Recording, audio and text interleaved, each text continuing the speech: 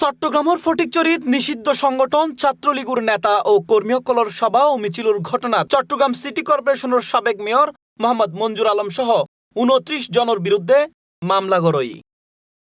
জেডা আসামির তালিকাত চট্টগ্রাম ২ আসনের সাবেক সংসদ সদস্য কাদিজাতুল আনোয়ারও আছে। প্রথম আলো পত্রিকার তথ্য সূত্রে জানা যায়, শুক্রবার রাতে ফটিকছড়ি থানা পুলিশ বাদীরে সন্ত্রাস বিরোধী আইনে মামলা করে। মামলার অগ্রত পরিচয়ে আরো ৮০-৯০ জনরে আসামি করয়। এ ঘটনায় জড়িত সন্দেহে ঘটনাস্থলতুন ২ যুবকরে গ্রেফতার করে পুলিশ। মামলার বাকি আসামি সকলের মধ্যে সাবেক মেয়র মোহাম্মদ মঞ্জুর আলম ও সাবেক সংসদ সদস্য কাদিজাতুল আনোয়ার ও চট্টগ্রাম উত্তর জেলা ছাত্রলীগের সাধারণ সম্পাদক রেজাউল করিমুর নাম উল্লেখ আছে। ছাত্রলীগের সভা শেষে আমরা তথ্য প্রমাণ প্রাপ্তি সাপেক্ষে পরবর্তীতে মামলা রুজু করা হয়। মামলাটি সন্ত্রাস দমন আইনে রুজু করা হয়েছে।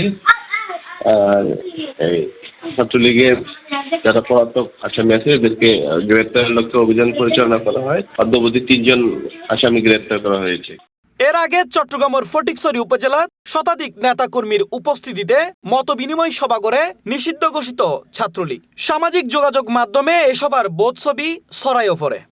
ইন্দি হোসলয়ের জানা যায়, গতকাল বৃহস্পতিবার উপজেলার রোসাঙ্গিরি এলাহাত মেয়র মঞ্জুর আলম পরিচালিত একখান প্রতিষ্ঠানের বিশ্রামাগারত এই সভা অনুষ্ঠিত। সংগঠনের ফটিকছড়ি উপজেলা শাখা সভাগানের আয়োজন করে। ইন্দি মামলার এজাহারে হুয়াই বৃহস্পতিবার সকালে রোসাঙ্গিরি ইউনিয়নের ৩ নম্বর ওয়ার্ডর আজিমনগর এলাহাত নাজিরাট মাইজবান্ডার পাকা সড়কত আওয়ামী লীগ, যুবলীগ ও ছাত্রলীগের নেতা কর্মী হলে মশালাতে মিছিল বের করে। পুলিশের উপস্থিতি টের পেয়ে মিছিল তাহন্য ব্যক্তি হলে মশাল ফেলি পালানোর চেষ্টা করে। পরে দাওয়া দিয়ে ঘটনাস্থল তুন ১ ও ২ নম্বর আসামিরে গ্রেফতার করে, বাকি হলে ফালাই যায়।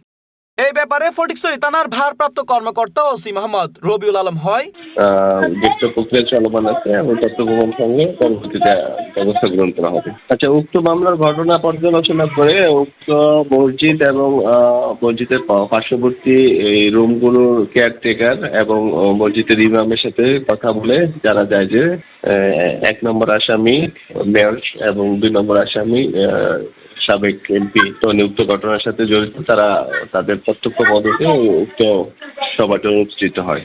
ইন্দি এজাহারে আরো উল্লেখ করে, সাবেক মেয়র ও সাবেক সংসদ সদস্যর নির্দেশনায় তারা জড়য় বলি প্রাথমিক জিজ্ঞাসাবাদে গ্রেফতার আসামিরা জানায়।